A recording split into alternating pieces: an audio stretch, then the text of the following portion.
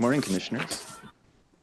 I'm just delighted that there's a full commission here. This is such a far away and remote place, and I'm sure Commissioner Hosser-Carmerson really appreciates her support in this place. So, and staff for coming all this way. It's quite an ordeal. There's no airport near here. So, thank you for coming. I wanted to introduce you to the killer robot, right? There was a comment from Doug Chang at a MRC meeting that to make a killer robot to kill urchins, and I know Greg was really appalled that we would even consider such a thing. But it already exists. I bought this at Bass Pro Shops, and it's a remote control boat, and you hook a little line onto it in a bobber, and you can catch fish and then haul it back to shore. And my point in this is that fishing is very pervasive and allowable, and unless it's written into the rules, it's pretty much you can do those things. But like Commissioner Murray said at the last meeting, that fishing is a privilege, it's not a right. And people actually wrote in and said, you need to retract that statement. But I agree, fishing is a privilege, and it needs to be done in a way that we can sustain our fisheries and not just have serial depletion, but we can actually have a regenerative fishery where fishing actually makes the environment better than it is. So that's my point. Thank you so much. Commissioners, Paul Weakland. Well, we the people are happy and glad to see that the public comment is back in the proper position on the agenda. Traditionally, historically, these open meetings are for public comment. And somehow, some way, some people, how vile, despicable, sinister, wicked, and evil, try to stymie the public's comments. And one of the most disrespectful part is when someone has driven hundreds of miles and spent hundreds of dollars to participate in your meetings, you give them 1 minute, 1 minute. Oh my gosh, that is so disrespectful. The First Amendment to the Constitution of the United States is free speech. We hold that dear. And I hope that the public comment will never again be moved from its proper position, and that all of your subcommittee meetings and everything else, the public comment will be put first and foremost, because that's what an open meeting is supposed to entail. I would also like to request that a line item audit be done over all the monies that have been spent over 27 years on abalone. What a failure. What a farce that your recovery plan keeps. Oh, it's the environment. And you know that the marine protected areas, the no fishing zones, were specifically designed and started for abalone. That was the proof test positive. These sedentary animals, we put areas off, no fishing. Well, that's overwhelming evidence. It's convincing that no fishing zones don't work. Just look at the problem you have caused with the abalone. So abalone traditionally, historically, was no fishing zones specifically meant to help abalone. Now these fin fish that swim and swim out.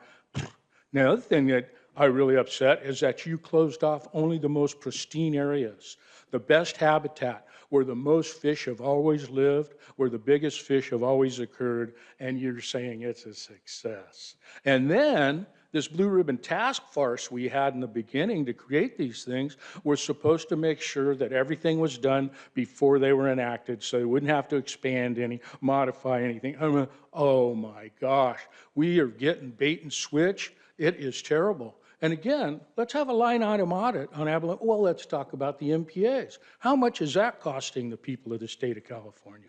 Originally, your funding was supposed to come from license and revenues from fines and the tax dollars that came from commercially harvested fish. But you have just gotten away from the original feelings and what should be going on in these meetings. This is Steve Palumbi speaking. President Murray and members of the commission, I love following the idea of the joy and the smiles that we just heard about. I'm a professor at Stanford, and I'm speaking on behalf of myself and 8 other marine scientists who've conducted decades of research in California's coastal waters, and we would like to express our strong support for California's network of marine protected areas, those MPAs, as a solution-oriented tool for ocean conservation, and our support for effective management and enforcement of those MPAs. In a letter we submitted to the Commission, we confirm years of study that show that fully protected no-take MPAs are the most powerful tool to protect marine life and coastal communities that depend on healthy oceans, even in the face of growing ocean threats. California's MPA network is a globally recognized example of science-based, locally informed marine management. And across that MPA network, the first 10 years have shown MPA benefits, including spillover fish and lobster, increased species diversity, increased resilience to climate impacts, and rebounds in fished populations. The work is in line with global analyses showing that fully protected MPAs have the largest positive impacts. Because many benefits of MPAs continue to grow even after 10 to 15 years, we want to underscore the importance of permanent MPAs. Hopkins Marine Station, where I work, is adjacent to numerous fully protected MPAs that are fantastic natural laboratories for my students, but they also provide amazing recreational opportunities as well. I see kayakers, swimmers, divers, beachgoers enjoying those MPAs every day. As California's oceans faces a growing suite of threats, we urge the Commission to use its authority to strengthen the MPA network to ensure adequate representation of all key habitats in no-take MPAs and to promote effective enforcement of the MPA network. Thank you for your work on all this over the years. And I'm speaking on behalf of Dr. Octavio Alberto Oropeza, Dr. Noor Aref Dalmau, Dr. Kyle Cavanaugh, Dr. Steve Gaines, Dr. Ben Halpern, Dr. Theo McKelly, Dr. Daniel Pauly, and Dr. Enrique Sala, and myself. We appreciate your consideration of these comments and your dedication to protecting California's environment. Paul Weakland, please approach the podium. Commissioners, Paul Weakland. 54 officers sound like they lowered the standards again. Mr. Bonham, what happened to your cap and trade? This was the time that you bored us for days and weeks and years about your cap and trade. You're buying and selling carbon credits. What happened to that scam? Oh, yeah, transparency does not exist, like you say. But we have plenty of time to talk about our feelings, our egos, our vanity, plenty of time to watch things that have nothing to do with resource management. But then later in the meetings, you'll get criticized and you'll be given 1 minute after traveling hundreds of miles, spending hundreds of dollars. They would take the public and only allow them 1 minute to speak when we have to listen to this dribble and babble from the committee. Why don't you put yourselves on a time limit? Make it fair and equitable. I was always taught to be courteous and polite, try to be amiable and fair. Well, you know how you get respect? You have to earn it. You don't have the respect because you're not earning it. All we hear from you is my feelings and how this is my personal views, the reasoning that I use to make my decisions. Oh my goodness. Let's get with it. Let's step to a different drummer. Let's worry about the resources, not, oh, I've privilege. I am telling you, this is really, really sad for someone that has spent a lifetime hunting and fishing in California. And you're talking about giving us more access, but you're not. Bait and switch. It's all about the grant money, We see that when the project has a lot of grant money, the degradation to the environment doesn't matter. We can overlook that for the amount of money we're going to get in grant. Now you're talking about your budget. It used to be that the Fish and Game Commission would sustain themselves off of licenses and the tax revenue from commercially harvested fish. This was supposed to give the biologists, the managers, the incentive to have maximum sustainable yield coming across the docks because that's what gave you your money. Then all of a sudden, what was her now? I forgot right now. But you started getting your accessing the general fund. People that don't hunt and fish are now having to pay for you people to manage the resources. And the whole thing has gone a while to do wiki, and now you have plenty of money to do whatever you want, so let's close down fishing areas. Everybody said, well, you close down my best fishing area, I'm going to quit buying a fishing license. And that's what happened. Woo, drop in revenue, because we don't allow to be fished where I grew up, not allowed to hunt where my father took me hunting. There's nowhere along the coast where I used to fish and dive with my father that I'm allowed to do it anymore today. Thanks so much, Paul. I'm going to have to ask you to wrap it up. Right on. With Paul Chang. This is the petitioner for petition 2023-11. We're taking action on this today. And as the petitioner, he has 5 minutes. Welcome, Paul. Okay, now it's 5 minutes, okay. President and the members of the commission, thanks for the opportunity to make a presentation on the non-motorized vessel petition. My name is Paul Chang. This petition is written by North Cal kayak anglers and fresh and salty petition work group members, two of the California's largest kayak angler group, which I'm a member of both. In summary, this ground fish regulation petition requires the use of descending devices and non-motorized vessel exception to 50 fathom depth restriction allow us to fish within the 20 fathom line.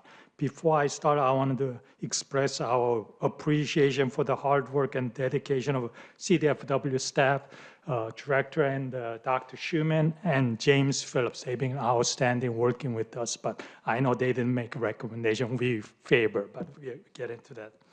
And the CDFW recommendation, this petition be denied at the time due to the request being largely fulfilled with the recently adopted recreational ground fish regulation and the management and enforcement challenges. I'm going to demonstrate why this statement is not correct. Next slide, please. Our main issues are the month I highlight on yellow on the slide. During these 3 months, kayak anglers are now allowed to rock fish. We request that the non-motorized kayak angler be allowed to be fished within the 20 fathom line during this period. Next slide, please. This graph represents the San Francisco management area. The first bar is the shore anglers and divers. The second bar is the kayak anglers, and third bar is the powerboat angler. As you can see from the first set of bar graph, before 2023, kayak angler used to be a 9-month season. 2024 regulation reduced this to the 6 months, and 2023 emergency closure shut us down only after 1.5 months. Kayak anglers are unduly penalized by 2024 and future regulation.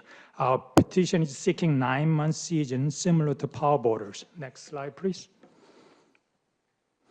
We proposed using descender device a year ago at the San Jose meeting, and the CDFW's initial response was that it would be difficult to enforce. However, CDFW adopted this change and is currently enforcing it. Next slide, please. The one-way distance to the 50 fathom line from popular kayak launching spot in Northern California ranges from 4 to 15 miles.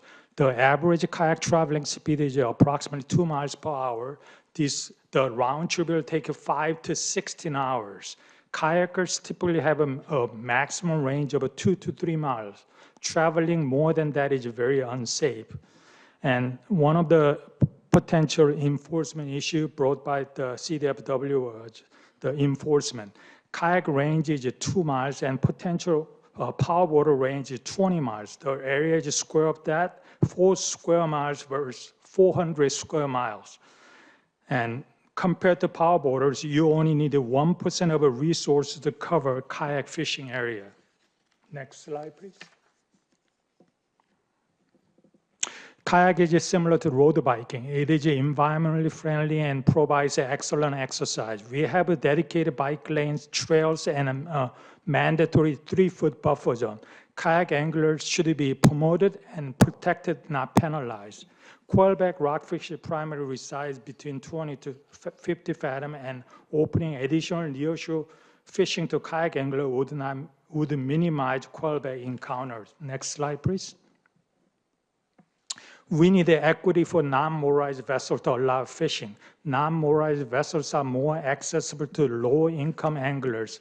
My first kayak was only $500. Next slide, please.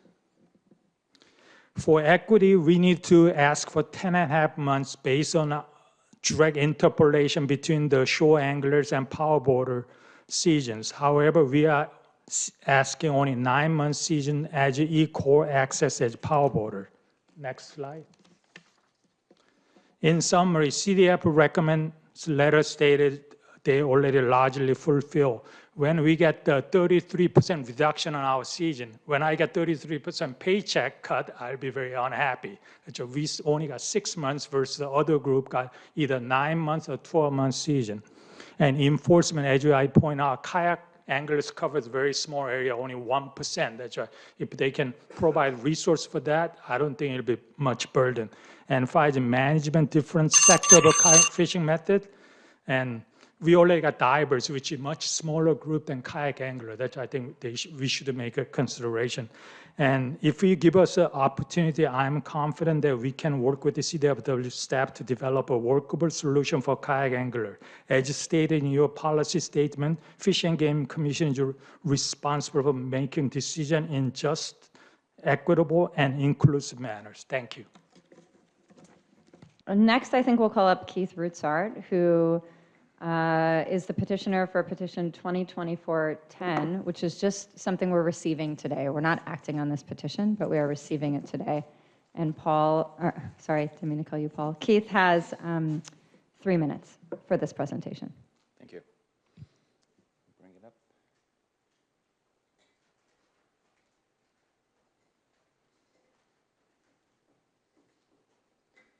So my name is Keith Rutzart. I'm the founder of the Giant Kelp Restoration Project in Monterey. Next slide, please.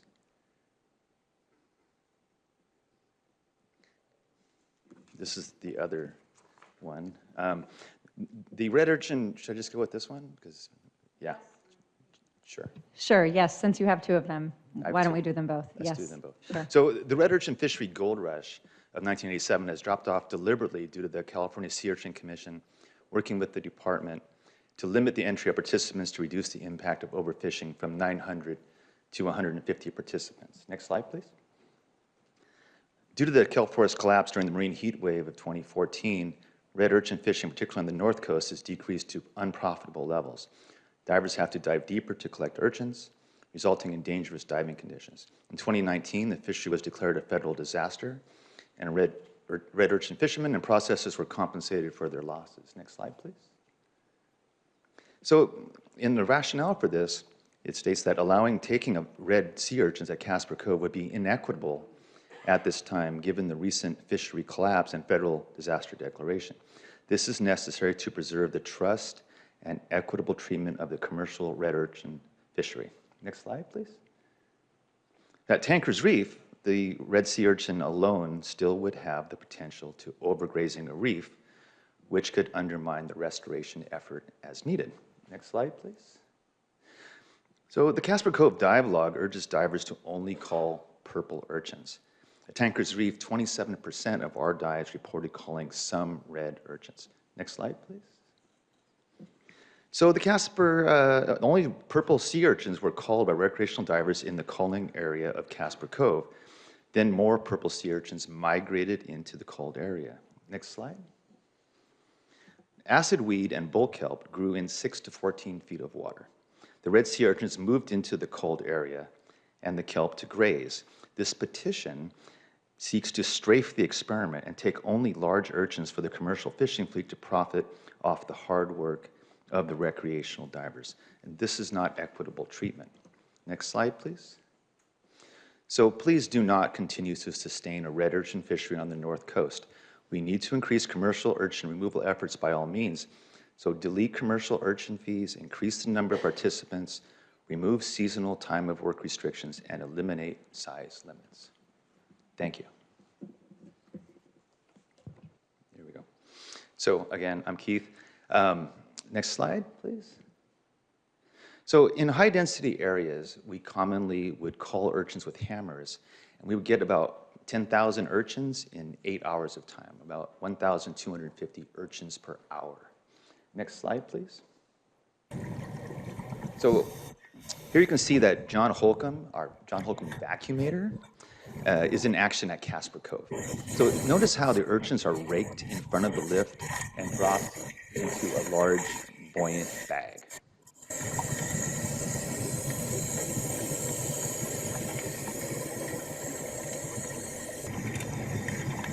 This is the buoyant bag right here, full of urchins.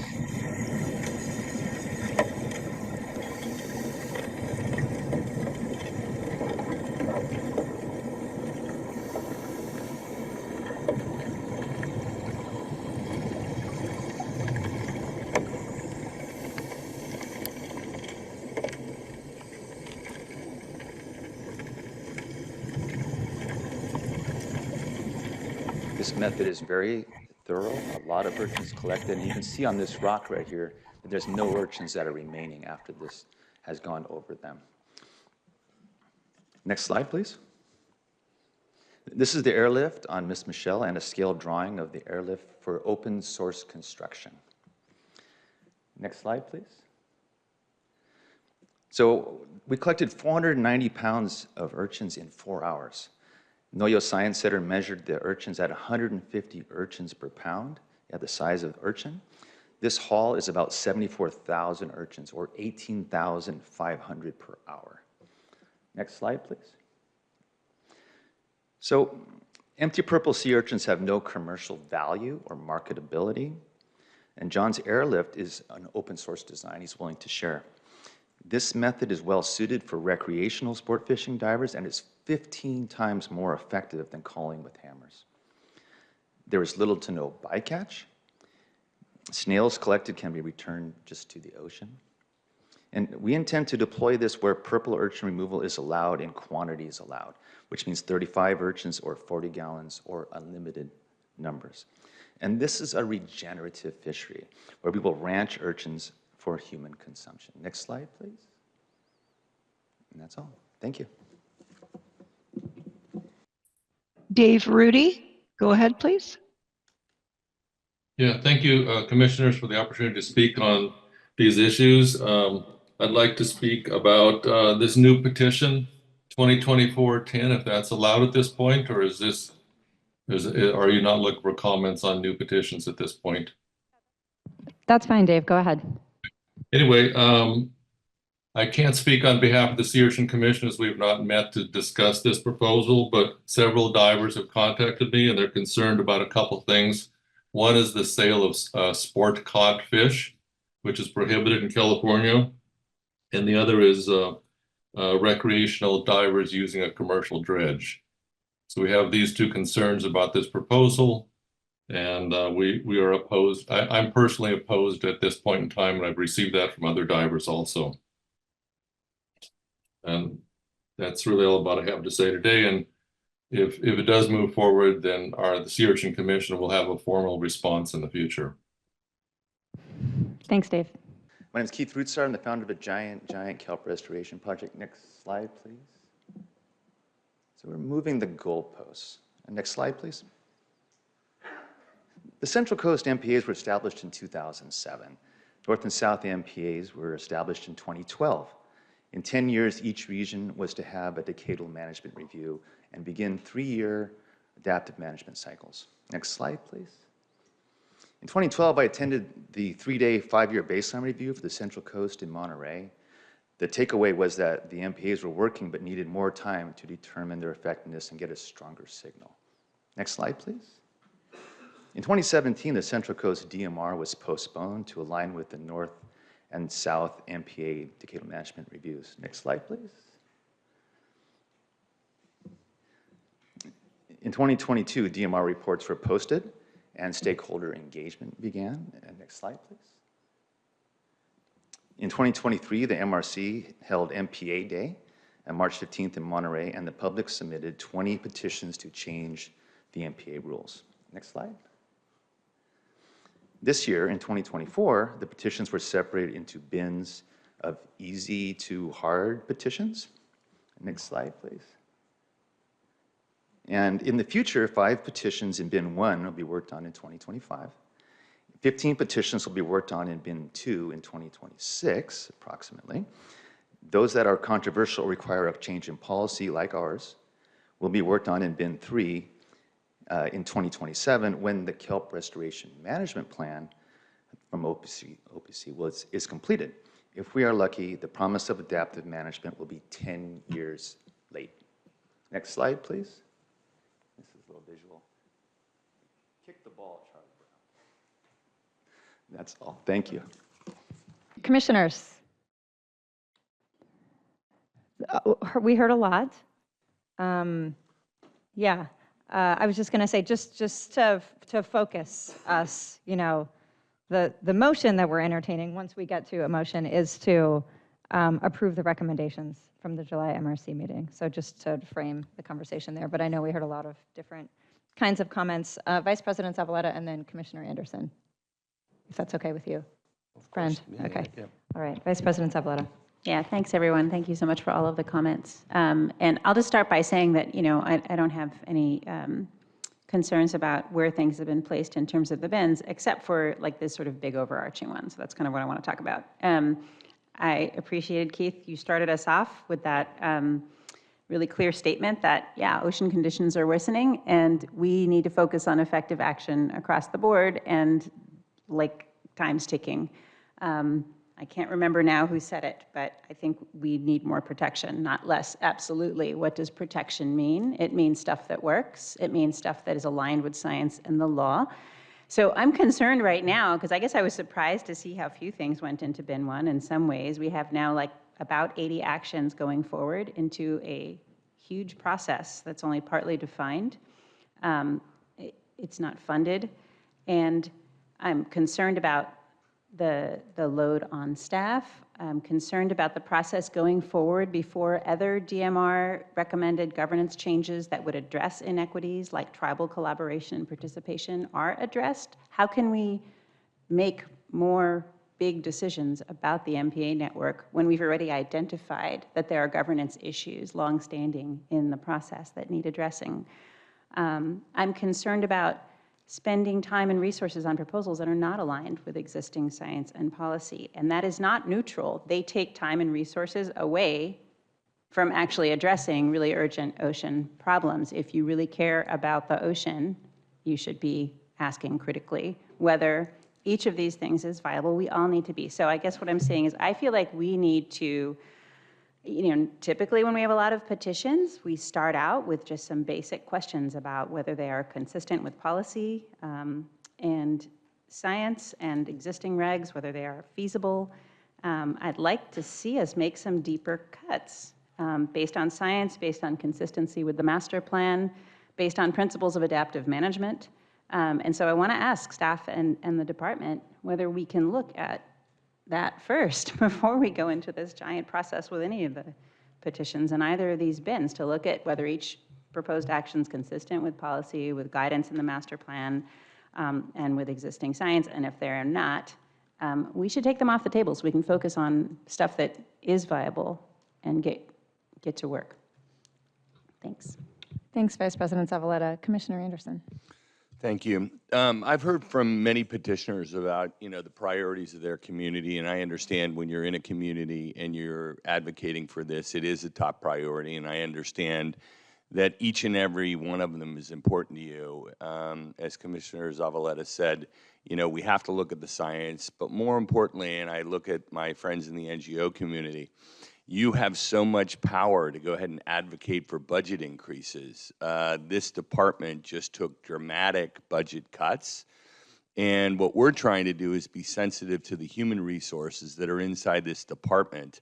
And I hope that, you know, if your prioritization is not moved from, you know, 2 to 1, that you'll be understanding that some of this is just a human capacity of being able to get these permits processed.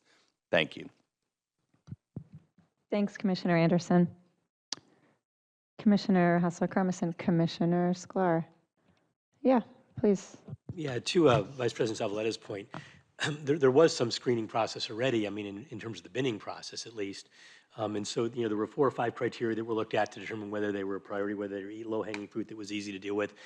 Was there any kind of consideration given to whether, you know, there was any validity to the application at all, whether it had merit? So we did not go into individual petition evaluation because we felt that we were not sufficiently informed with the commission guidance on what has merit and what doesn't have merit. And so one of the criteria we identified was policy guidance. And I think we've identified within the bin 2 petitions a number of different kind of big bucket policy questions that if we move forward with this, we would come back to you with, and I think that would be the place where you could kind of give us the, this is dead in the water, don't waste your time on it. Right. Or this has some merit, let's put some resources toward it. Okay, super helpful. So I think the point is the bin 1 ones are, we'll find out very quickly whether they're consistent because you have to actually dig into them, which we haven't done substantively. And then the bin 2, we'll do that. We'll have to go through that. That'll be the first screening step in effect. But we can't, I think we have to dig in a bit before we can answer that question that you asked. Director Bonham, and then Vice President Zavala. So, Vice President, I appreciate your series of questions, admonitions. The reality is the topic to begin with in the process puts the department in the middle. So there are a series of petitions. Once the decision-making structure is about petitions, you are forced into, well, how do you evaluate something? How do you have a process that balances moving expeditiously with fairness and transparency? Then if the department to date were to express a substantive opinion on any one of these things, we risk this early being accused of not being scientific or, so a little bit of this is like back to the commission and the community. This is an important part of the Decadal review, but it's only one of many more recommendations, which those other recommendations may prove more prudent in the long run for adaptability. But I don't see how a process turns around now and says, hey, all those petitions, tabled, or all those petitions approved or rejected. It feels like we've got to go into the next part of this, which is, and I would say to our staff, move faster on one. Is there a way to move through bin 1 faster? Because that should produce some stability and focus for what's next. My hope is bin 2 doesn't take beyond 2026, 2025. I mean, moving fast has value here, but not at the expense of that fairness and involvement. So I like, as best I can tell, that some of these different communities are now more regularly talking at their local level about these petition for actions. It's always easier for the decision-making government entities if there is broad consensus on a proposal. So I think we should keep encouraging that. But we're at risk of process to no real timeline end, and everyone kind of ends up more frustrated than when we started. I think that's important. We just got to, we'll get through this, but.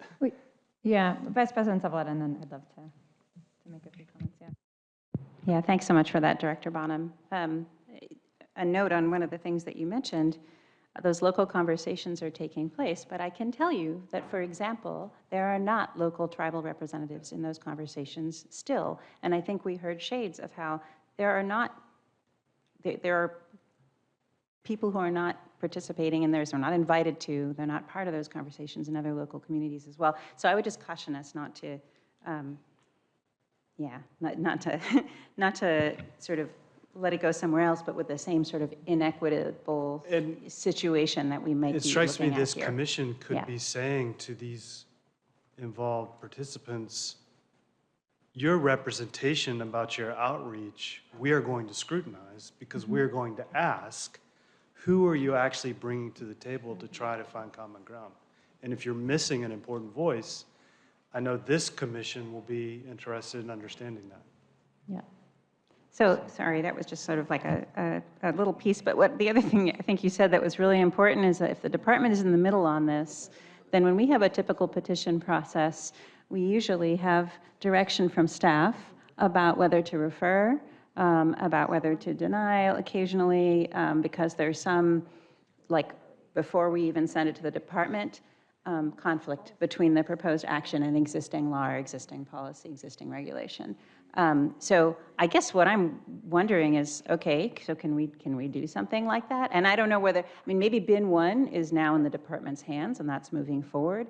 Bin 2, again, yes, we're moving forward with some process. There's like 80 things in there. And again, you know, time, money, all of the things.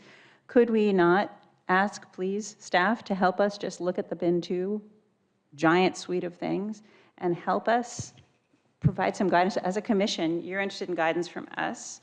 I would like direction, recommendation, like discussion with staff to help us filter it through and winnow out. If it's not consistent with the master plan, if it's not consistent with adaptive management principles, if it's not consistent with existing regulation and policy, or with settled science, or the best available science, do we really need to like keep considering 80 things? Can we not get it down to something that would allow us to do a more quality job with it and adhere more to some of the other recommendations around process? Are we talking about the general recommendations or the 20 petitions? There's only 20 petitions total. Yeah, but they're broken up into like 86 different items. Action items. Yeah, some of those petitions have multiple requests within them, which the petitioners did what they were asked. We asked them, don't send us 10 different petitions. Can you bundle them as much as possible, which they did, and we were grateful for that. And so what Vice President Zavaleta is asking for, your staff have already been in conversation with Regional Manager Schuman and his team to have that kind of conversation, to look at those pieces pulled apart and each individual action and ask those kinds of questions. And so I think you'll hear about that maybe a little bit when he gives his presentation or his report under Marine Region.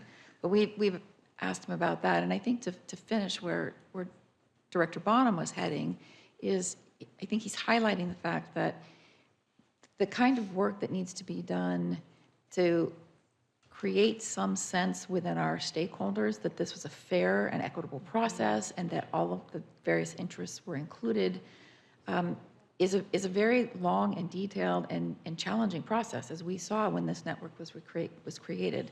And your team, your budget and the current department budget doesn't have the resources to sustain that kind of, and hence your request to the local communities, can you assist with this?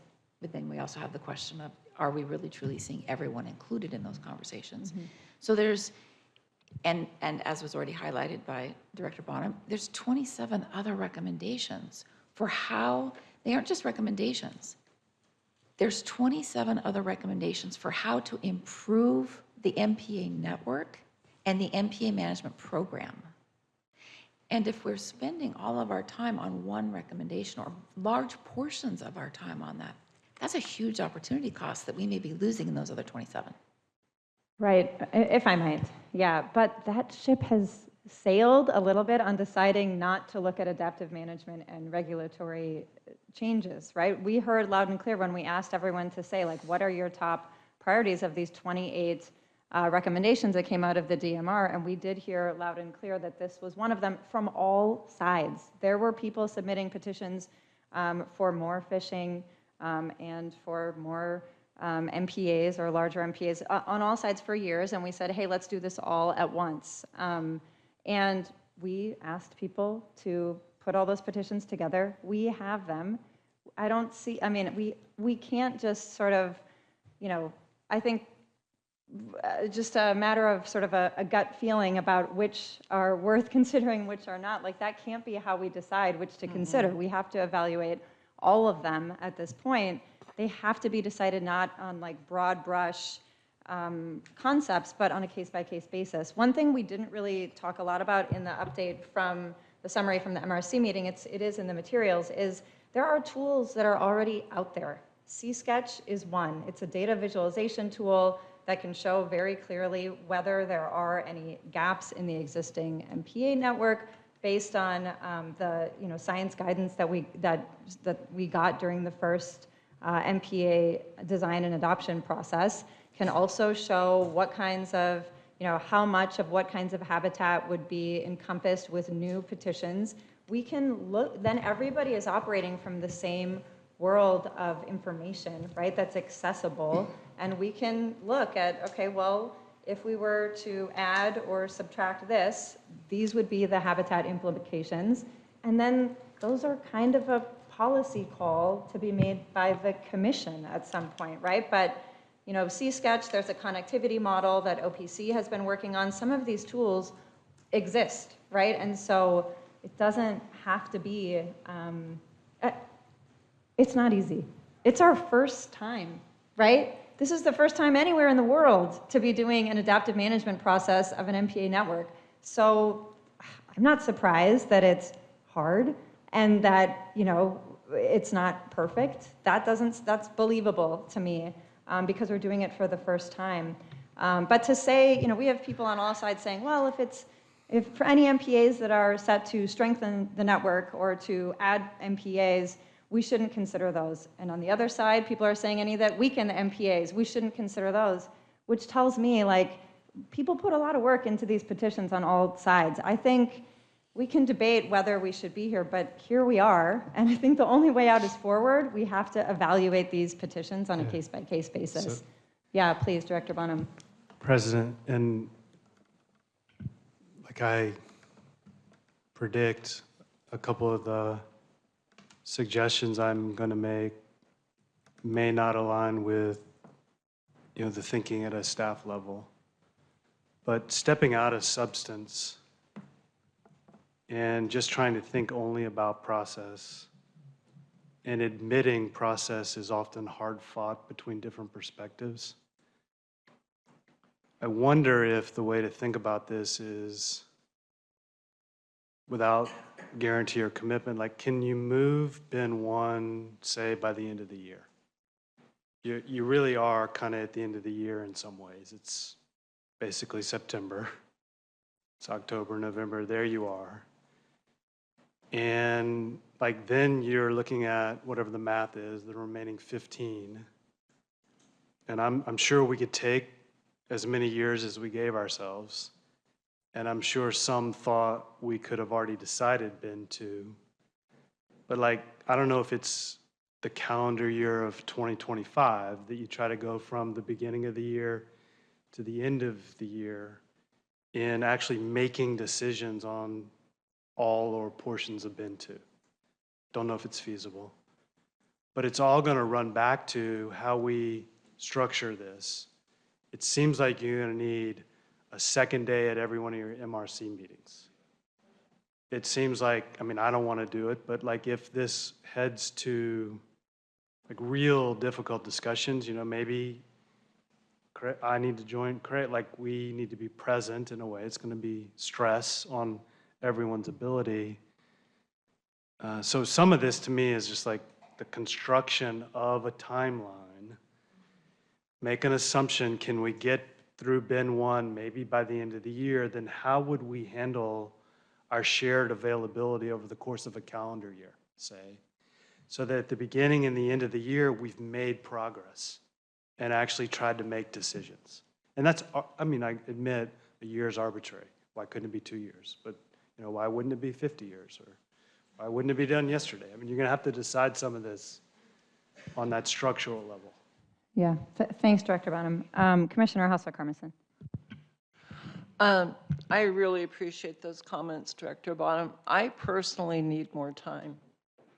I have a lot of questions that I don't want to go into today, but I think there's got to be some cross-pollination regionally with the MPAs and where they're located and how different petitions could affect the other petition. And then that really does need to come back to the tribal committee. It needs to be able to be looked at comprehensively with Western science with social science with traditional knowledge. So to me, bin 2 could be, really broken down by a lot of different subgroups. But I agree with moving forward bin 1. I agree with, for me, I'm going to have to chart out where all these petitions are. And then I'm going to have to understand how they affect the species and the management within that MPA. So that's what I would like to be able to do. I don't want to draw this out 5 years, but I think if we could do a little bit more sorting, it would really help me. Yeah, thank you for amplifying that. I think that's exactly why we said, let's consider all the petitions together, so we could consider them holistically. And the network is a network. It's not just a collection of individual MPAs, right? So what you're saying makes perfect sense. And this is going to sound now like a commercial for C-Sketch. It's not. But it is one thing that's nice about that particular tool. There's funding. OPC has said they will fund using that tool. It's, and it's something that would allow us and everyone to be able to look at things. And it's it was Marine Map in the MLPA process. It's now souped up and more useful. But it's just one of the tools that's available and funded and can allow us to look at things in terms of a network. Commissioner Anderson, did you? Can I finish one real quick Please, thought? I'm please, very please, sorry. please. No, please. I have to brag on the North Coast. We came up with a unified proposal. So in the back of my mind, I'm wondering, are there proposals that overlap that could be modified? Yeah, and to what you were saying about parsing things out too, I mean, I think Dave Rudie made a comment that said, hey, some of these Urchin actions nested in this proposal, they've already got a lot of positive agreements in the county collaborative level, and sometimes we hear that, and then when we start to peel back the onion, it's not as consensus-y as we might think it is. But I think there is certainly an opportunity to start parsing out and lumping and doing, and to your point too, Vice President Zavaleta, some other kinds of sorting as well that could help us start to move forward in a way that's more constructive. Yeah, Vice President. So really appreciate this conversation. I think it's helping me sort of wrap my head more around how big this is. But I do want to circle back. Okay, I'm going to circle back first to, I'm really interested to hear whether we can ask staff to help us sort the petitions in bin 2. So I guess what I would say is, like, I'm comfortable also moving forward with the bin 1 petitions and the process that, has already been outlined for those. Bin 2, there's still quite a bit of uncertainty about how that process looks. And Susan, I see you, yes, indicating you want to say something to that, please. Thank you. We don't have the figure up right now, but the 3-phase process for evaluation that you've supported, the second phase, which this completes phase 1, the second phase is concurrently beginning to evaluate bin 1 and then sorting the bin 2 into individual actions so that we can start to digest and look at them as discrete items. They can be bundled together. We may have recommendations for some. It's a pathway to apportion out those that are non-regulatory requests or that are outside the Commission's authority that can be responded to immediately. So that, I think it'll take time to look at each type of bundle discreetly, but to start to carve away at some of it. And I do appreciate the comments, the reminder that one of the strengths of the existing network is that it was designed at the localized level with stakeholder engagement, but then evaluated in the context of the broader network. And a lot of trade-offs and decisions were made based on that. So restating that importance with these is really helpful. But at any rate, so phase 2, and consistent with some of the other requests, it is part of phase 2 is to start to parse out the bundle, the phase bin 2 into the discrete requests. And that's Commission staff that is bundling them into discrete requests, or is that? With I department. mean, I know that it's always a collaboration. I department. understand Yes. that piece, but I'm also wanting to be responsive to this reality that like the department is looking for direction from the commission around some of this. And so I'm just wanting to make sure I really understand, like as a commission, how can we direct our staff to support a process that I think, I mean, again, you know, yes, there's going to be sorting, et cetera. It's still an amount of stuff that's gargantuan, and I think some of the actions that we're moving to bin 2, you know, don't have legs for one reason or another. It would be better to identify that sooner than later in the same manner that we do with other petitions that come to us. So what is the process for doing that? So again, I think your staff is already committed to doing that with the department as part of the next phase of the process. And in my previous comments, I wasn't suggesting that it's necessarily an either-or situation, that it's either petitions or it's the other 27. I think there's a balance. I think there's some really great recommendations and some good things that could happen that for a much lower cost, we get actually potentially greater benefit than the amount of work that's going to go into these petitions with probably a lot less benefit long-term. Yeah, and listen, and there's going to be a bunch of things in there that may not be part of some grander view of it, but just there's some adjustments that people locally would really feel benefit, and we should be considering those. We shouldn't rule them out just because they don't, you know, aren't part of some grand strategy, number one. Number two, I think we have a process that incorporates what you're asking. I think it always does when we do petitions. There's an initial screening, you know, accept, deny, you know, evaluate. I think that's an inherent part of the process that the department will have to go through on bin 2. And I think we've laid out a pretty good process here. So I support the process the MRC has done, obviously. I think we need to leave a lot of this to the MRC because the commission, because it's so green to answer. That's why we have the subcommittees to try to wade through this stuff and make recommendations that are thoughtful. If there's something glaring clearly, and it doesn't mean anything can't be changed or discussed. It's just that we need to trust that process a little bit. And I think that we've made a pretty solid recommendation on it. And I think your clarifications on how we need to think about that first cut, if you will, on bin 2, you know, it should be part of the process. Maybe it wasn't obviously stated, but it clearly should be. I just want to say I trust my co-chairs on MRC, you know, completely. Problem is I can't interact during that meeting. Right. And there's, you know, time constraints on listening to every recording and all of those things. So I think report out from MRC is just crucial for the rest of the commissioners who can't attend the MRC to get a better idea of why you came to, and I'm not criticizing report out, but you know, I'm just saying this is near and dear to my heart. And I want to make sure that we're not losing things in the process and eliminating petitions that may be valuable. Right. Absolutely. I 100% agree. And I think that, you know, I was really, you know, kind of reflecting on Vice President Zavaleta's thoughts, but and not on yours. But we should have the staff and big task for Sam.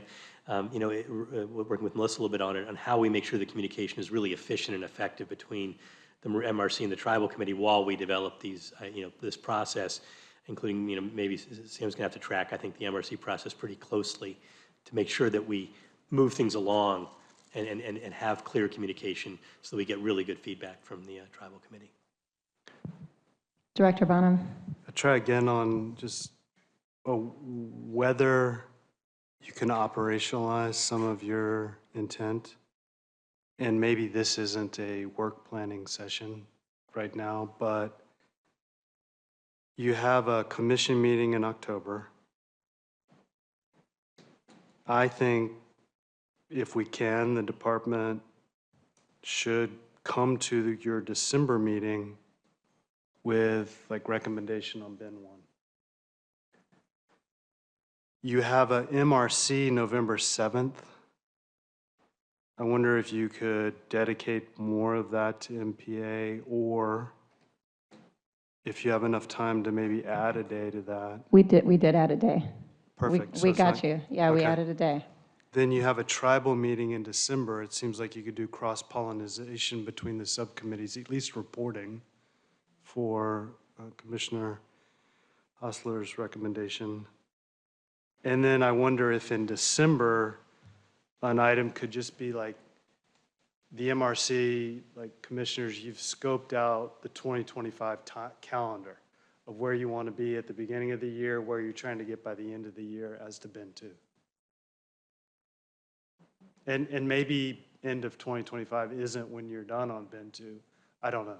But you're going to have to grapple the workflow part. Craig. So I have a few thoughts. Thank you. No, it's really going to come down to trade-offs, right? Like everything else. And so we can, we deliberately recommended those bin 1 petitions because we thought we could evaluate them fairly quickly, but quick is a relative term. And so we could go off behind closed doors and evaluate the bin 1 petitions and come back with a recommendation in November with the process that we think is the best process. It won't be inclusive, it won't be transparent because we're not going to be able to design that process inclusively and transparently in an expeditious timeline. That might be okay for bin 1 petitions, that might not be. And so I would be willing to come to the November MRC potentially with recommendations on bin 1 and know that I would have a target on my back because no one will like the way we evaluated them, but that might be a way to move forward with the discussion. Bin 2 petitions, I think we can separate that into actions, but concurrently is I want to use that term loosely, right? If we're going into bin 1 evaluation, that's what we're going to be focused on. If we're going to try to do that between now and November or December to be determined, like that's all heads down, that's all we're going to work on is get through those bin 1 petitions. We can list out the actions into bin 2 and at some point the next year start to try to evaluate those as to which ones the commission wants us to move forward on based on the criteria we had evaluated. I think something else we'll need to keep in mind is the iterative nature of the MPA proposal. So we went through the design process, it was very iterative. Let's draw the line here, let's have a discussion, let's move the line over here a little bit because of these trade-offs. We're starting to see that now with the petitions, which is a good thing, but that by its nature takes a lot of time and process, and just by the MRC only meets 3 times a year. And if that's the forum where we're going to have these discussions, it's going to take a long time to do this iteratively. And the tribal vetting will play off of that, because there could be cultural resources or things we're not aware of that on the surface seem to be really a great change.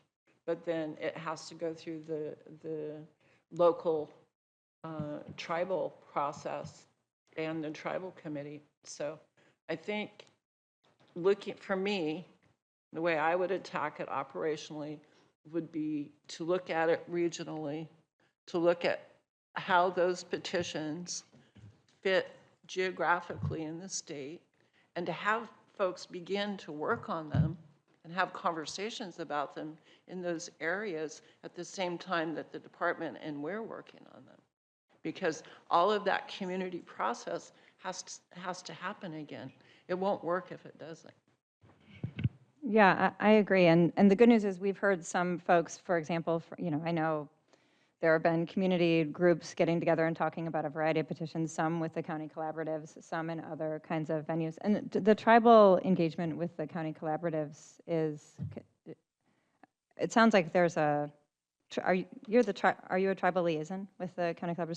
So it's just good to know that that's on the minds of the collaboratives. I'm not saying that means that it's happening at the level it should, but it's right, and it's stronger in Northern California than in Central and 100%. Southern. So we've got some challenges. 100%. And while I really want to see this move forward efficiently and as quickly as it can't be rushed through because it will fail. Agreed. Yeah. I don't think there's going to be anything rushed about this. In some cases, people are like, well, why hasn't this happened? And it's really just because we have not even started, right? Like, it's just starting now because we don't want to, I don't think any of us wants to get ahead. That we don't want it to be a black box, really where it's like moving an inch, saying, here's what the department is thinking on this. Here's a recommendation, taking it to the MRC saying, what do you think of this approach? We've only talked about binning. so far, and we got the petitions in November, right? So I don't think it's possible to do this really quickly while also being as thoughtful and inclusive as we all want to be. I also know that operationalizing it and trying to come up with at least some goals for timing is probably a good idea, but yeah, I certainly am not looking to get out ahead of anything. I want people to feel heard and to feel like they were in on the ground floor and that, you know, their voices matter and are being listened to 1,000%. Yeah. You know, one thing that I think it's worth pointing out is that, you know, we had an extensive discussion about, you know, looking at what process we could use, knowing what we know from the original MPA process.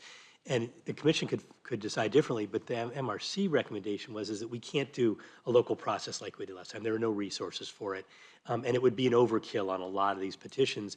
And so we encourage the local, you know, groups, the local, not NGOs, the local elected officials, the councils and the supervisors to, you know, do their work on this, to come back and try to build community consensus to the degree that they can and come back as a community rather than us trying to manage that process, because we simply can't do it.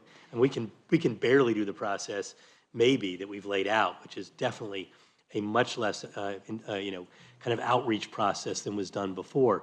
If we want to do it differently, then A, I don't think we'll ever complete this, but we can try. We can say we're going to go through that process.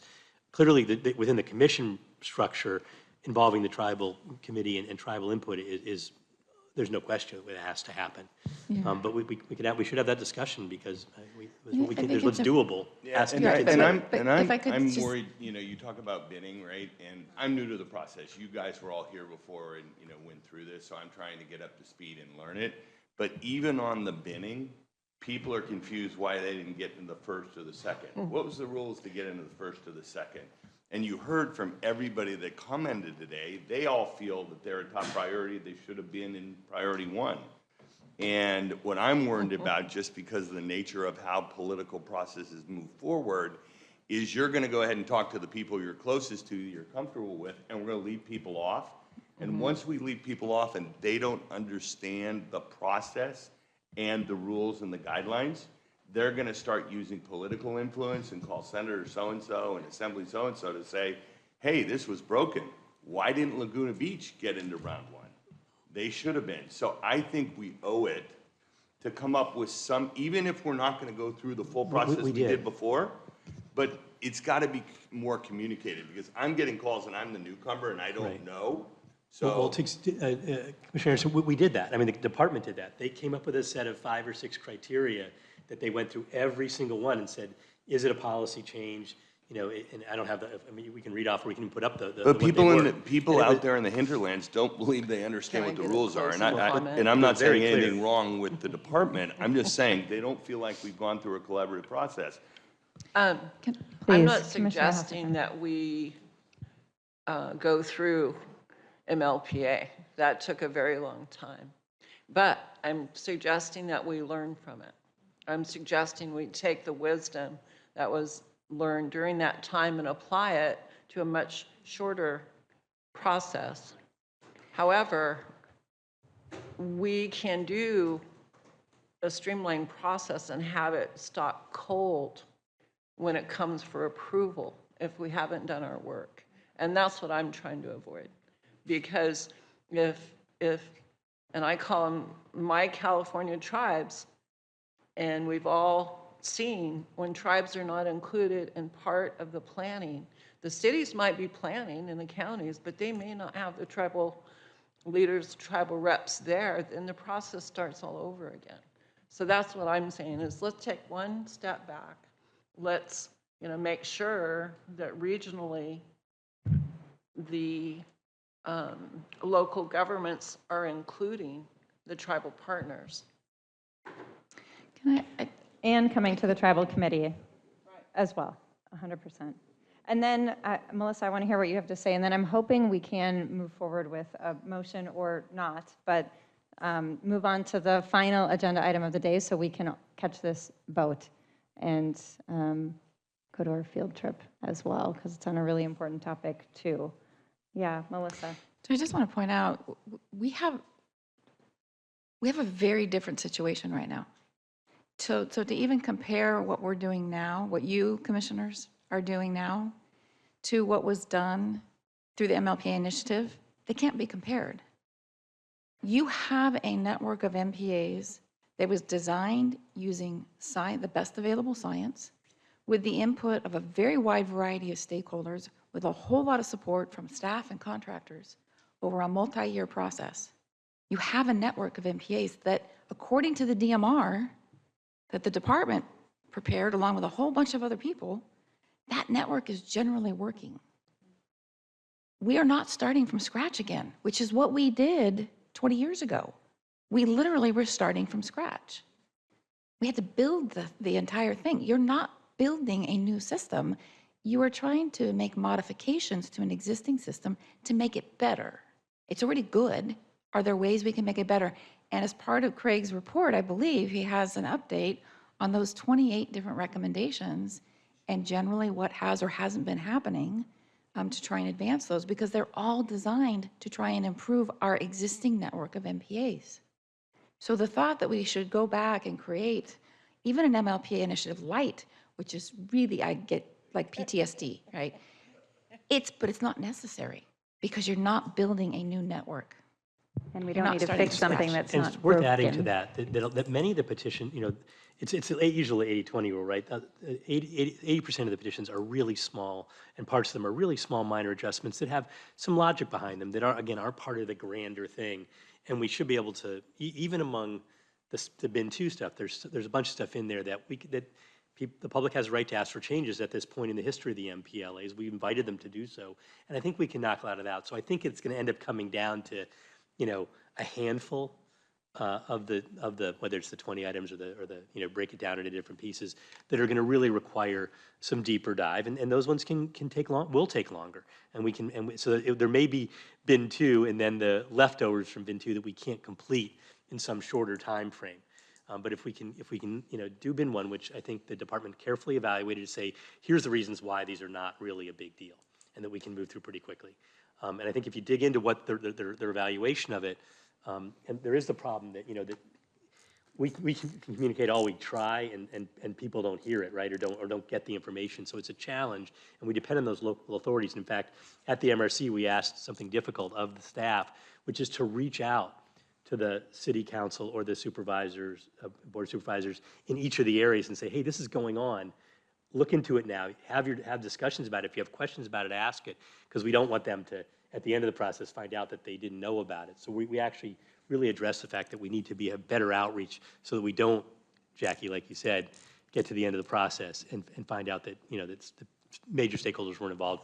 We have the tribal committee to help both work directly with us, but also that's a great way to communicate to the tribes. And once you break it down geographically, hey, this is going on. You should talk to your board of supervisors or your city council.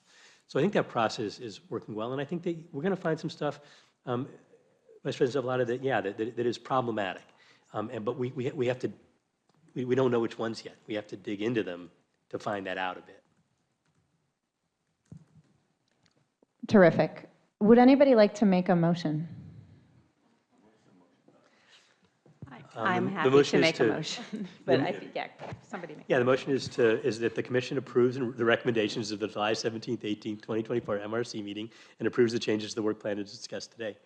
But there were big general comments about the process. Is there something specific you want us to change on it? Second. Okay, so a motion by Commissioner Sklar, a second by Commissioner Anderson. Sherry, could you read the roll, please? Commissioner Sklar, Aye. Commissioner Anderson, Aye. Commissioner Hoster-Carmison, Question. So we're approving moving the MRC recommendation forward from your July 17, 18 meeting in regards to this specific subject in addition to the rest of the work plan. I mean, I'm a little confused because there's a lot of things that we talked about, and I'm wondering if they need to be included in the motion. Well, that's what I was asking. Are there specific things that having read the work plan and the process that we've laid out on, MPA process. Yeah, Are there I specific would just changes you like to want to have a add? clarifier. Yeah, friendly Please. amendment is welcome, please. Yeah. To, regarding the recommendations on the petitions, to have MRC work with the department to do another review of the petitions and to report back to the full commission with recommendations. Yeah, would you mind being more specific, recommendations on? How to sort the petitions in bin 2. Yeah, I wouldn't, I'm not going to modify my motion to that extent. I think that there's we go as proposed on bin 1. They start working on bin 2 and use their usual process of initial evaluation. Is it denied because it doesn't, for whatever reasons they come up with, or is it recommended for further process? I mean, I think that's adding another step in that they've already done in the sorting. I'm fine to approve the overall work plan minus this item. So I feel like it needs to be clarified. Okay, so let me move that we approve the work plan, and you can make a modified motion on the MRC Right. part, or the MPA part of it. Okay, so let me change my motion. That the commission approves the recommendations from the July 17th, 18th MRC meeting to the work plan as discussed today. So we can get that out of the way. Right, and commercial sea urchin petition 2023-04 and November meeting dates. So those three. Yep, got it, yes. Okay. Second. Okay, so we have a motion by Commissioner Sklar and a second by Commissioner Anderson. Sherry, could you read the roll? Commissioner Sklar, Aye. Commissioner Anderson, Aye. Commissioner Hoster-Carmison, Aye. Vice President Zavaleta, Aye. President Murray. Aye. So that motion passes unanimously. The piece that isn't in that motion is, the recommendation says support the proposed categorization of MPA petitions in bin 1 and bin 2 as outlined in the phase 1 evaluation. If we were to add something to that about, there will be more sorting. I think the part, I don't know for sure, Commissioner Sklar, but maybe it's the piece of the when. I don't think we can expect the department to do that by the November MRC meeting. So that's the part where or maybe, Craig? I think that would, what do we want to discuss at the November MRC? We can discuss process, or we can talk about proposed outcomes, maybe a little bit of both. I thought we wanted to start working on the bin 1. Right, my understanding is That that was you the whole point wanted, of the bin 1, is to you get small wanted and get it us, out of the way. MRC wanted us to advance, as we've discussed, wanted us to advance the bin 1 was the recommendation, make sure those start being advanced. But I also think that, again, our team is committed to at least having preliminary conversations with Dr. Schumann and his team about bin 2 and those 80 some odd, whatever the number is at this point. There may be some of those that our team can look at, again, because we have members who were part of the planning process, who are very familiar with the master plan, with the MMAIA, et cetera, that we can begin to make initial assessments of, is this consistent with existing policy? Is this consistent with the master plan, et cetera? It's very preliminary, it's very draft. We could come to you in October and just let you know how that's going, or if it's not. We could maybe take the lead on that side if your team can take the lead on the bin 1 evaluation side. Please, Director Bonham. In your now, I believe, if I'm tracking, approved 2-day MRC meeting in November, during that 2-day meeting, for which you're going to focus on this issue, the department will try to come with advice, suggestion on, dealing with bin 1. That's the natural next step. Once you agree, bin 1, and, looking at the audience and everyone involved, something doesn't go to bin 1 unless there's some measure of consensus. So the logic chain is they should be easier to work through for resolution. So we'll be prepared in November for that. we're a little nervous about anyone saying that's too fast and not enough process. So if the group could like just come with a spirit of trying to focus in on possible resolution for bin 1. I do think you need to take a moment in your November also and like try to talk more about how are you going to handle bin 2 and what might be the possible timeline trajectory for that. I think we need another motion. If it seems to me that we need a motion along the lines of, let's see if I can do this. And Mike, you just set me straight if this is wrong, but because we just eliminated any decisions about the bins in that first motion, how about I move that we approve, where's the language? The MRC, no. I move that we approve that suggestion, that change to the work plan that Director Bonham just identified. So help. Mike, what are we doing? I mean, maybe Commissioner Sklar, maybe you have something like worded, but I think what we're trying to say is like, yes, take the ones in bin 1 and let's move forward with the conversation about those and recommendations from the department. We better say something, otherwise you don't have it for the November meeting. No, we definitely need something. So I would say that the motion is something like the commission approves the MRC moving forward with bin 1 at the November MRC meeting and requests that the department come with some thoughts on the process for 2025 on bin 2. And in case we missed it, we do support the department proposed categorization of bin 1 and bin 2. I just wanted to make sure Okay, that's so let me part go of back and say, I think that we need to make that explicit, yeah. So I move that the commission approves the MRC, the binning of the 1 and 2 bins and directs the MRC to address bin 1 at the November MRC meeting and asks the department, working with commission staff, to come back with the recommendations on a process for bin 2 for 2020, beginning in 2025, that includes a preliminary screening of the items in bin 2 to see to sort them in terms of their appropriateness and their complexity.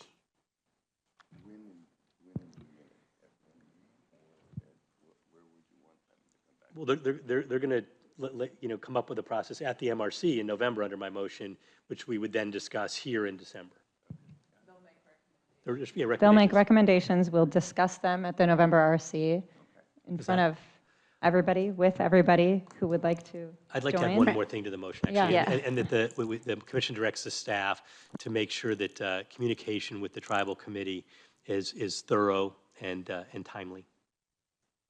This is turning into a Thorny motion, but I guess I want to just make sure that we get this right. Appropriateness and complexity don't necessarily feel like the screening criteria. And I do not want to relitigate like what we already sort of have laid out for bin 2, but I think it's more along the lines of like consistency with existing like science and policy and the master plan or something like that.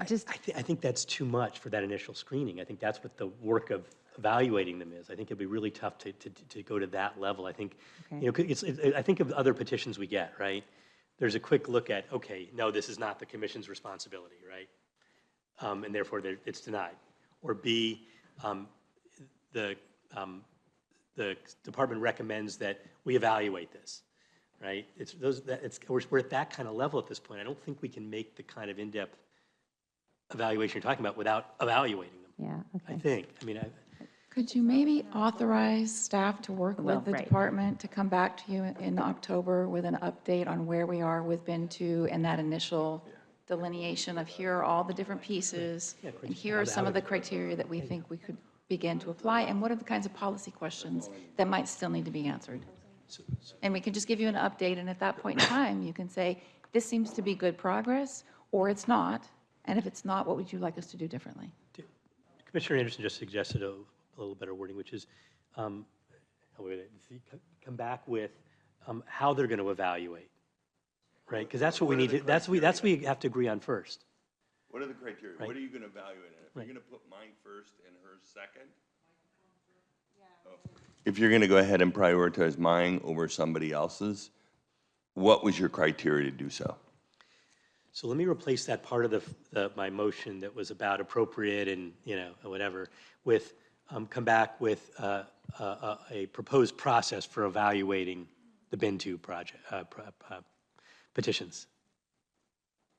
I like Melissa's suggestion to put it on the agenda for October and just get an update as to where we're at, and to have more discussion about it. I agree, November, department can come forward with a process, but I think it would be good to hear if there's anything new or different in October after our joint staffs have been working together. I think that's premature because I think we need to air that we need to hear what their ideas are and air it. Otherwise, we're asking them to kind of like say, this is what we think we're going to say at the MRC in November. I think the normal process would be for them to bring it to the MRC, air it there and discuss it, and then bring it back for full discussion. Which I'm not sure what we would do in October, because you're basically asking to have their presentation for the MRC ready so that the commission can review it in October? I'll just say I'm agnostic on either way, I guess. But if we do that in October, we need to allot a nice long chunk of time for public feedback on whatever draft process is going to be laid out. And I think part of where you're going, Commissioner Sklar, is we have the time at the MRC. We have a day dedicated to talking about this, to air some of that out, and then come to the commission.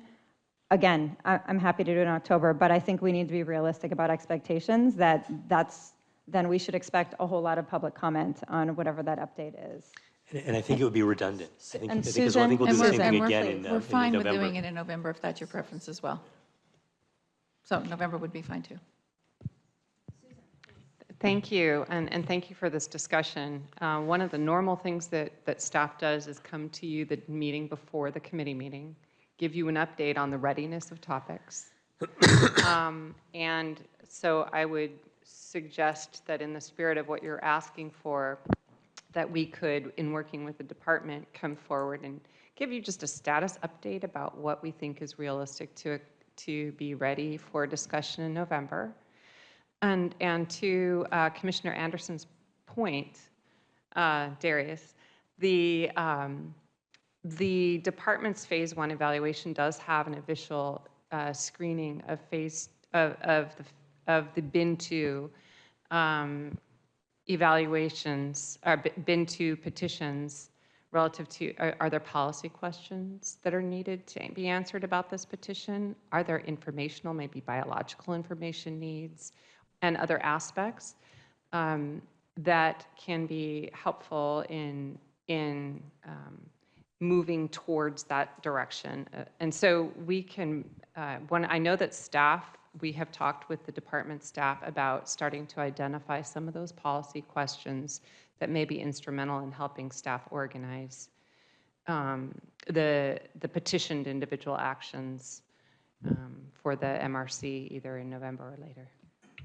Thanks, Susan. Well, and some of those science questions that we were hoping to get answers or preliminary answers to in November started to come up at the MRC meeting too, right? Like, for which habitat types are there, gaps of more than 60 miles between MPAs? Things like, just like basic information that exists that just needs to be made transparent and accessible and shared, so everyone is operating from the same universe, right? So there were some science questions that came up at the MRC, just really straightforward. We already have the answers. We just need to share the answers so that everybody has access to the same information. And I'm hoping that some of those answers are still going to come up at the November MRC too. Craig. So I don't know if we'll have all of those answers at the November, because in my next update that I probably should have given before we had this discussion. And I'd say this highlights a challenge we're going to have, because right now we've got MPA, DMR recommendations, 3 different places on your agenda. And so we're going to have to figure out how to consolidate those under one item. So we've got petitions, we've got MRC, and we got Marine Region Update.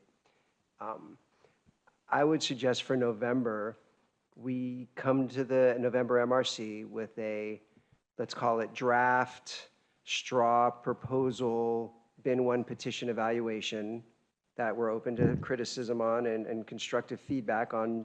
We like the way you did this or we did not. perhaps not for decision in November, but for further discussion, refinement, and then decision in February.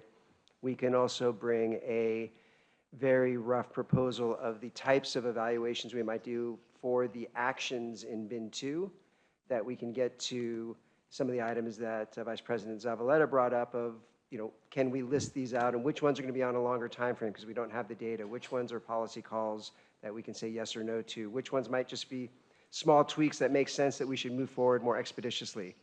And I think we could bring that recommended approach at a very high level to the November MRC to have that discussion, get feedback from stakeholders, bring it to the tribal committee when it meets in December, and kind of try to transparently build out this process.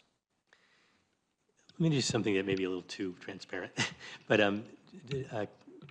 Commissioner Hauser-Carmson, if we have this on every meeting, we're going to have a 2 or 3 hour discussion on every meeting with 30 people, and we have to consolidate, first of all. The idea that we have in 3 different places ensures that it becomes 4 hours rather than even 2 or 3. I think we need, in the interest of moving this effectively but transparently, is try to follow the normal process of, let it all flesh out at the committees, and then bring it here. Otherwise, I think this is going to be the only thing we do for a year or 2.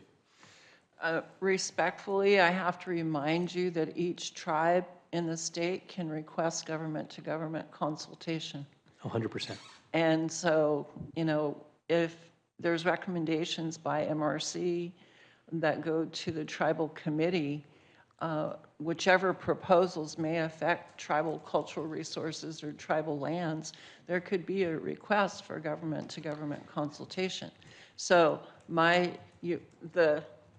the cautionary tone I have is about, I would rather see the information from MRC get sent out to the tribal committee and see if we have responses that. Well, yeah, that's what Chuck, Craig just suggested. And I 100% agree. I was talking about your idea of talking about this again in November before the next MRC meeting. I'm sorry, October before the next MRC meeting. I was just referring to that. Okay. I'm not talking about the tribal committee. I'm talking about the commission. The other alternative is to do this all at the commission and not at the MRC. I mean, I don't think it's a good idea, but that may be the most effective way to do this. If we have 5 different opinions on this, then spending all this time at the MRC to bring something here that we have to go through the whole process again may not make sense. So let me throw that out there, is that we And I'm not going there yet, but all I'm saying is I want us to be thoughtful about it before we say this is the process. I want to look and see if there's things that we're not aware of right now. I'm not aware of. And so I can tell that we all have a lot of passion for this topic, and we all want to ensure that it is a thoughtful and deliberate and inclusive process. We also want it to be efficient and move forward, and it's hard to do all of that at once. So I see that we're all doing our best on this, and I appreciate the conversation. I do also want to ask if we might be able to get this final motion made and approved so that we can move on to, I don't want to rush us. This is important. I also know, I'm cognizant that there's a boat waiting for us, and we want to hear about offshore wind as well. And I don't know that we got through. I know, yeah. Commissioner Hauser-Carmson, do you want me to add that you want us to bring it here in November again for an update, or do you want to, October to the full commission? I don't know. Somebody's got to make any motion. I'm lost. Let's start over. Would anybody care to make a motion on whether the petitions are in the correct bin 1 and bin 2, and something about what we will do at the MRC meeting in November? I'm happy to make that motion. Yeah. I move that we approve the MRC recommendations for the assignment of petitions to bin, I'm not looking at it anymore, bin 1 and bin 2, that we direct staff to provide an update at the October meeting regarding recommendations for process. Is that good wording? And that at the November MRC, the MRC receive, is it an update? Is it recommendations, input from the department regarding the disposition of bin 1 petitions? Preliminary recommendation? Preliminary recommendation. Mike. Yeah, and process. And I thought, and a process for bin 2. Preliminary thoughts on a process. And for- preliminary thoughts on a process for bin 2. Concepts for bin 2 to be discussed, yeah. Draft, straw, conceptual, theoretical, hypothetical. Okay, I move that. Yes, I second the motion. So Sherry, could we get a roll call on this motion, please? Vice President Zavaleta, Aye. President Murray, Aye. Commissioner Anderson, Aye. Commissioner Sklar, Aye.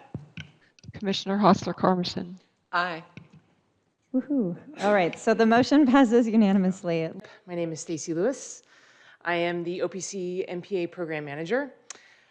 Since I'm a new face for most of you in the room, I've been asked to just share a little bit about myself and that I started an OPC in December, and I bring to this position over 20 years of experience working in the marine science and policy space, and most of that has been in MPA research and management around the world. I'm honored to be here, and I look forward to working with all of you and the external partners and communities that are absolutely essential to equitable and effective MPA management. I also want to thank the Commission and the Department for your ongoing leadership to managing California's MPA network. As the MPA policy lead for the state, OPC remains a committed partner in ensuring that our MPAs are durable and provide benefits for marine life and habitats now and into the future. Findings from the Decadal Management Review showed that our MPA network is generating benefits for ocean health. But as we were just saying, we know that ongoing adaptive management of the network is essential to further meet the MLPA goals and one of the 4 strategies to meet the conservation targets for Governor Newsom's 30 by 30 initiative. Secretary Crowfoot is tracking closely all of the work that is taking place to consider new MPA proposals, and he is hopeful that a clear and transparent process will enable full consideration of these proposals. He believes that a strengthened MPA network based on science and community input is important to protect coastal health and biodiversity in the face of the growing impacts to our marine environment. Also, moving forward, Secretary Crowfoot recognizes that adaptive management of the network will benefit from updating the state's MPA monitoring program. Improved monitoring and data will help all of us better address outstanding questions to inform future decisions. So we at OPC look forward to working closely with the department and the commission to evaluate the petitions in an objective, transparent, and science-based way through the commission's process. For our September 10th council meeting, we will be recommending a package of strategic investments to support developing and refining evaluation tools that can help the state adaptively manage the MPA network, including the mapping tool C-Sketch, which will help us answer questions about size and spacing and how these petitions might be affecting those guidelines and how the network is performing. Updating the connectivity model, as Craig was saying, to be a bit more reflective of current oceanographic events. And OPC is committed to this evaluation process as an opportunity to reassess research and monitoring needs related to the MPAs. Okay, on to the DMR recommendations. So the DMR provided a list of recommendations, which is just a starting point for our work ahead. And we thank the department for presenting their progress on advancing them. As was the intention of those recommendations, achieving them requires efforts by a wide spectrum of agencies, partners, and communities. Many ongoing efforts, including for enforcement, community science, monitoring, and human dimensions, are being supported by OPC and many of our external partners. And we are happy to provide the Commission with that information on how these various partners and our investments are also advancing DMR recommendations. Okay, now I quickly want to touch on the progress we're making with 30 by 30. In early June, OPC released a draft decision-making document and launched a 120-day comment and tribal consultation period, which ends October 2nd. During this comment period, OPC is hosting 2 virtual webinars and 3 in-person workshops, with 1 webinar and 1 workshop already completed. The next in-person workshop will be August 27th, mark your calendars, in Asilomar, and we encourage everyone to register online and be there in person. OPC is also hosting tribally focused virtual webinars and in-person tribal roundtables to complement the tribal consultation process. Letters of consultation were sent to tribal leadership in early June, and invitations to participate in the roundtable sent in August with plans of ongoing outreach to connect with tribal leadership. Evaluation of the areas for 30 by 30 designation will begin after the adoption of the decision-making framework following public comment in the winter of this year. Okay. In conclusion, our MPA network is vitally important to conserving biodiversity and ocean spaces for Californians, and it's also a model for marine conservation on the global stage. Next month, we get closer to being the first network ever included on the IUCN Green List of Conserved and Protected Areas, as the IUCN Green List Committee determines our status. This is a huge accomplishment and a designation that turns even more of the world's focus on our network. And OPC is committed to adaptive and collaborative management of the MPA network through transparent, inclusive, and science-based approaches. Thank you for this opportunity to share our commitments, and I look forward to working with all of you.